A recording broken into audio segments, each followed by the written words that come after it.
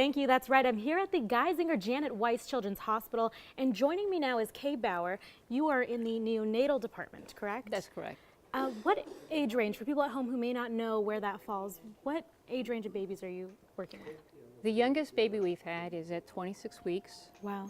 In gestation, so we go 25, 26 weeks is viability, and then we've had babies that are full term, that are delivered and that have some kind of special need for an infant, and so they are on our unit as well.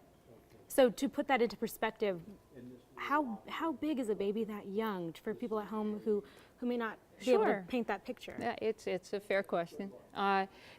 These children come as they would be in the womb at 6 months. Wow. So very thin skin, probably hold like this in your hands, weighing about anywhere around 3 pounds, 2 pounds, 3 pounds.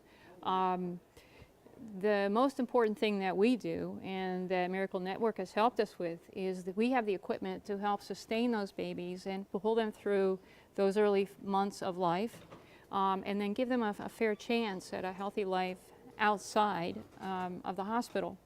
Not only do they survive, but they survive well and healthy, and they go home in a family intact. So that's our goal.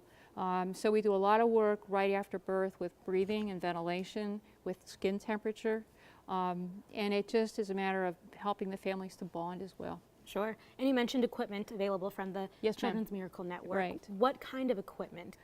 All manner of equipment. One of the most important things that Miracle Network helped us purchase were, for lack of a better term, incubators that are temperature controlled, humidify controlled, that have all manner of sensors on it. So these tiny infants that we have in those incubators right now help maintain the temperature for the babies, because they can't do that. They don't have that layer of fat and tissue yet.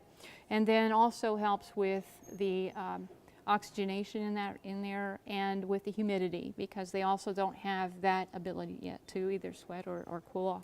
So we help to monitor all that, plus it has all manner of gauges in there for us, for lack of a better term, for us to be able to measure how the baby's doing at every point, so that we can adjust like the ventilation and those kinds of things. So good equipment really makes for a good recovery absolutely, process. Absolutely. There are children today that would not be alive were it not for those tools. In the neonatal department, what are some of the bigger challenges you face with such a young age range? I wish I could bring a parent down to tell you, because one of the biggest challenges that we help families with is to get the family through the process.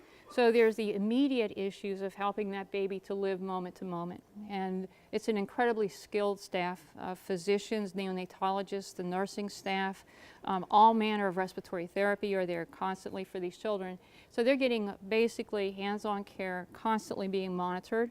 The equipment is state of the art, so every advantage we can give these children to help thrive, we are going to do that.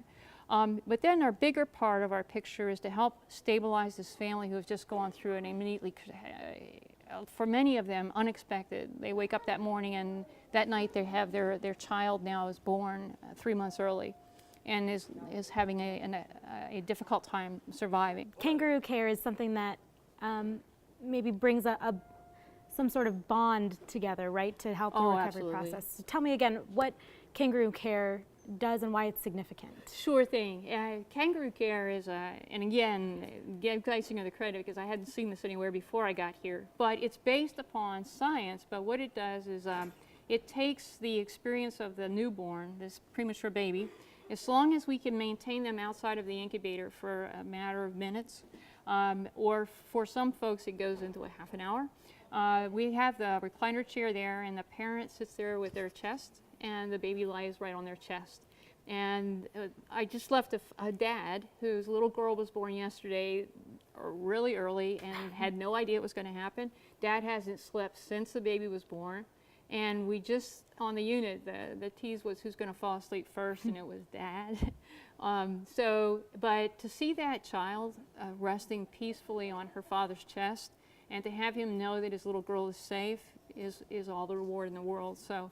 And I've heard, that just that human touch, that interaction really helps, especially I'm sure at such a young age range. Oh, absolutely. And any kind of contact. We have obviously, because it's a hospital and it's a healthcare organization, we have certain criteria we have to keep and maintain infection control and those kinds of things. So a lot of times infants thrive on having that one-to-one contact. So what we try to do is harness that capability that we have. So we've had babies that are on ventilators, and respiratory helps us. So we can even have a baby on a vent fall asleep on her mom's chest. We have babies that are on ventilators in all manner of states, and we try to help them as any way we can. We have our mothers breastfeeding, but they use a pump, but they can still breastfeed their babies because then we can put that down their tube. These are all mechanisms that we put into place to help build that bond that will carry them through life. So we look at it as this is the first step in their life, and our plan is to build them on a safe journey. So the more we can build that bond between mother and child and father and child, the better off we are. Well, Kay, thank you very much for taking time to speak with me. It's such incredible and important work that you're doing. But well, it's my pleasure. Thank you. Again, we are here at the Geisinger Janet Weiss Children's Hospital. Back to you.